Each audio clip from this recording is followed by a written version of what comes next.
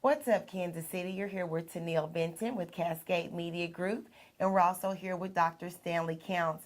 Dr. Stanley Counts is going to tell you a little bit about his success and a couple of things that he's involved in, and then we're going to move forward to get his opinion about some things that are going on with the situation in Ferguson, Missouri, and some things that we can do as a community to protect ourselves and to keep this from happening here in Kansas City, Missouri. Dr. Stanley Counts, can you tell us a little bit about the things that you're involved in, the Baptist Ministers Union and the church and some other organizations?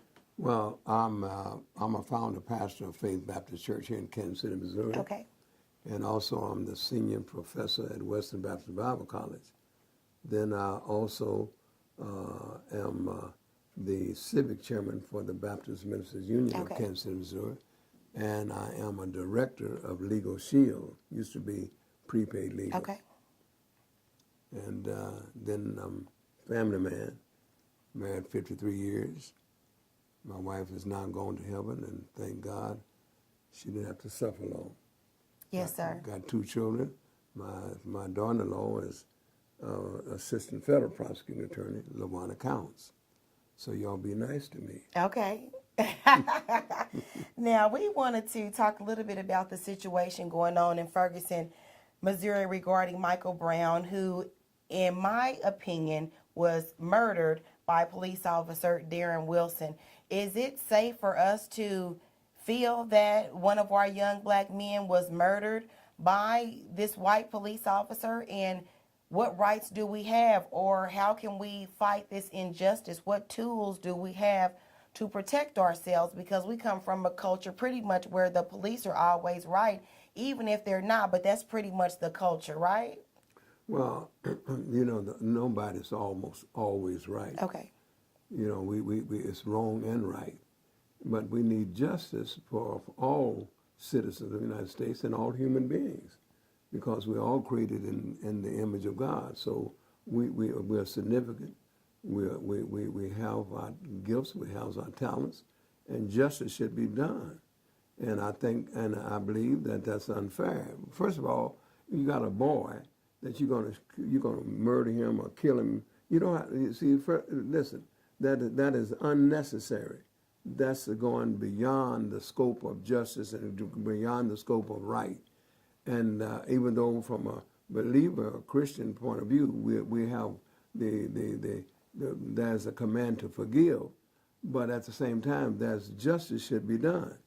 So whenever anybody's doing wrong, there's justice. That we have a legal system in the United States, so that officer should be dealt with just like any other citizen should be dealt with, regardless to whether he's a police officer or not. Correct. Regardless. But see, but I feel that you don't have to kill a little boy. You didn't have to kill a man, as far as I'm concerned. But this is a boy dealing with the situation, and I think that's totally unjust, totally unfair, and totally unnecessary. But is it because of lack of training on the police officer's part, or was it because we really have been labeled and people feel that young black men, regardless of whether they're 10 or 108, are truly a threat and need to be dealt with in a violent manner? Well, we know that it's unnecessary. But at the same time, you know, in not only the police department and all the public organizations, we need to have a course in sensitivity training. I agree. See, treat others like you want to be treated.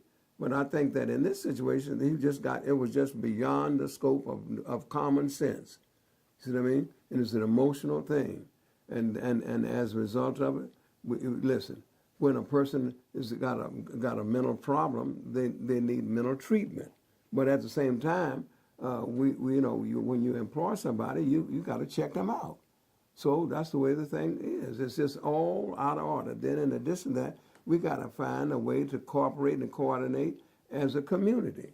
And then there's no question about it. We need more policemen, police women on the police force. When you say more police, do you mean more African Americans? More African Americans. What do you think about the fact in Ferguson, Missouri, we need somebody who can understand our problem in that sensitive situation, just like any other situation.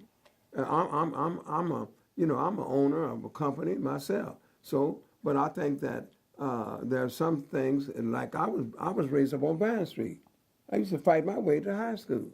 You know what I mean? And I've seen injustice, and I've seen the unfairness when we fighting each other. But at the same time, it's got that doesn't make it right. But I think there's another side of it, and that is that if we train, another problem is we have to find a way not to bring up our children, but to train up our children, so that they can know how to survive in this society. They need survival skills. They need to know how to protect themselves in the right way. And we got a lot of situations where these kids, the parents haven't trained them. The school does what they can do, but the main training, I think, starts at home. So we got kids who don't have fathers in the home. So how are they going to be the right kind of a father? You got to respect manhood. You got to respect womanhood. But at the same time, regardless of what they don't have, you don't have to go up here and kill up a child because of something wrong they may be doing. That's just way out of order. And I think that the justice is to bring justice to whoever this policeman was, regardless of his color. Thank you. That was my point. Regardless of color, I think if we treat everybody how we need to be treated and recognize that we are all human beings. Now, you talk about injustice, but how are we supposed to educate ourselves to know about injustice and know how to get justice for ourselves? How do we as African Americans know to protect ourselves and to use our minds and not necessarily means to an end, basically violence, getting a gun, fighting? What are our weapons to stand up against the police and affect justice and change for our communities and ourselves? Well, it's just like in the way. We got to train children how to respect each other, and then how to protect themselves. See what I mean? This is what I keep saying. Stop getting frustrated and get educated.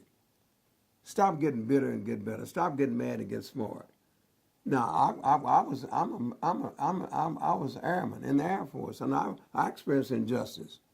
Now, when I got out of the service, right, it used to be 12th and Main, the Jones store. Two plainclothes policemen took me in and frisked me without proper credential. But thank God, all I can say is thank God that from my parents, they were even keel people, you know, in their mindset. And they never raised their voice. And that was instilled in me. So I didn't say anything. But a lot of kids, you know, they may be right, but if you don't know how to speak, how to express yourself in a courteous, intelligent way, the police will beat you up and you have no witness, and that's happening.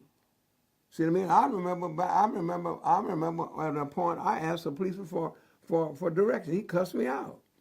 Well, I could have cussed him back. So according to Rob Rabbits, what do you think he's gonna do? He's gonna beat my brains out. Yes, sir. See what I mean? I know what injustice is about. Listen, I was in the Air Force. I was supposed to get 4 years of GI Bill. I only got one. Who stole my other 3? Injustice, it's all over the place. But it's primarily, and it isn't altogether black and white. It's man's inhumanity to man.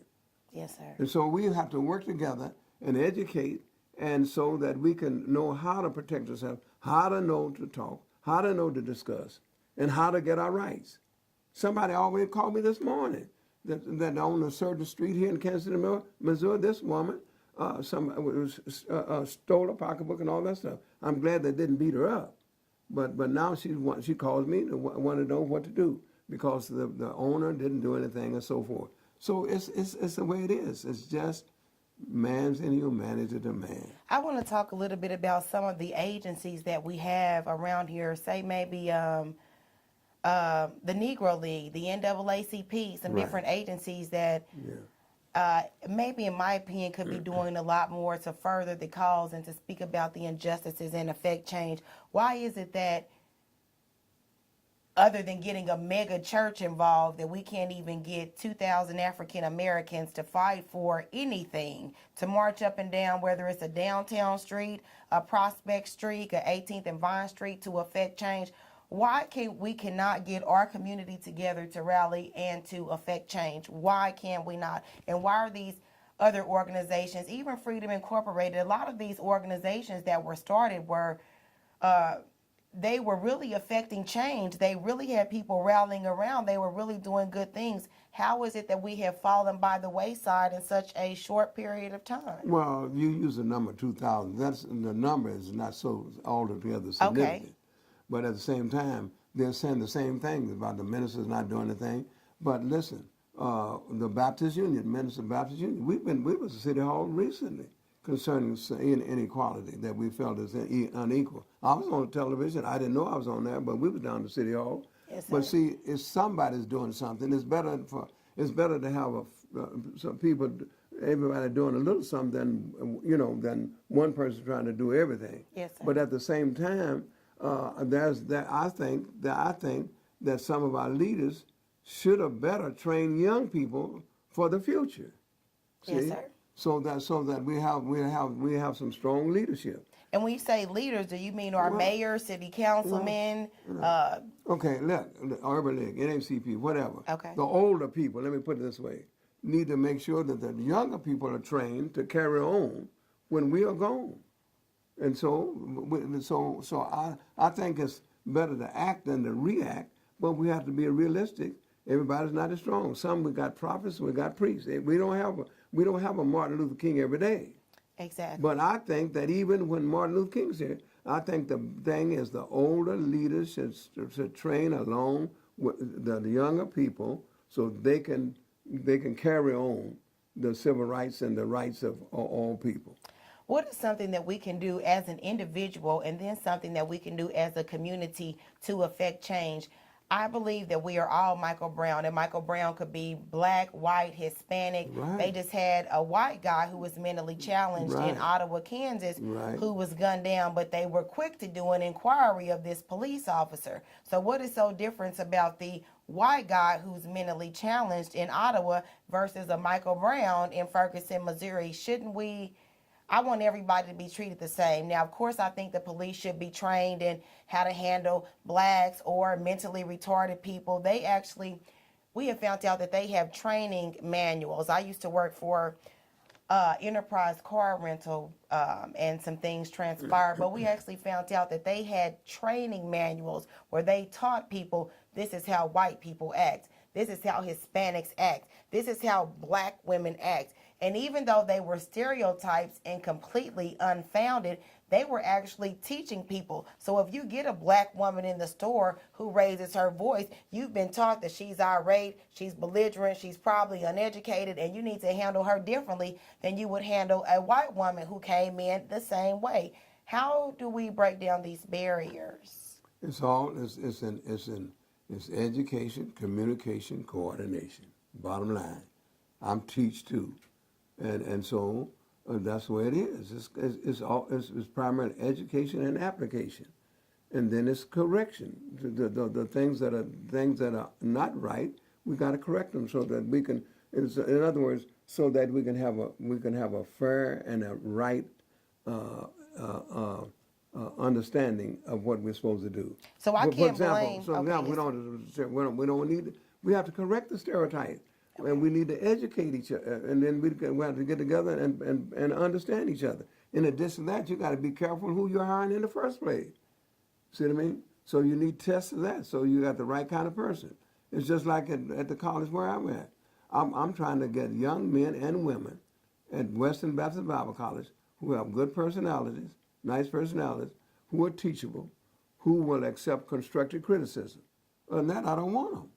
And at the same time, if they don't understand what we've got to deal with in many cases, minority, the gaps in the education system, so it isn't just teaching, it's impartating, so that a person is not only just reading stuff, but they are learning and they're putting it into practice.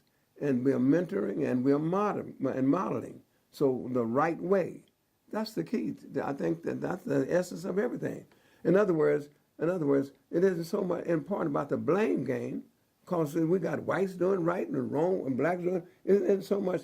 We know we're dealing with a situation, particular situation, but it's man's inhumanity to man. We want to be fair toward everybody. my family happened to be a United Nations, so I don't want to say you this, and I'm this because of my color. Well, Martin Luther King said, don't judge me according to my color, judge me according to my mind and my content and my character. So that's important. Do you really believe, well, we're going to be wrapping up here in just a couple moments. Do you really believe that we can affect change, or is it too late? No. We really can have Sure. the America that Martin Luther King or Malcolm X or even Angela Davis fought for. I consider myself a cross between an Angela Davis, a Tupac, and a Maya Angelou. But I still believe that you can change the world one person at a time, starting with yourself, but that we all are responsible to do something positive and affect change in our community. Right. Well, see, another thing is that we can call some other organizations that want to affect change. Some want to use power. Some want to use, communication, reconciliation. You follow me? Yes, sir. But I think everybody can do something. But again, the bottom line is the strong has to bear the infirmity of the weak. In other words, everybody. So is that to whom much is given, much is required? Much is required. Everybody do their part, and we can do it now. See, listen.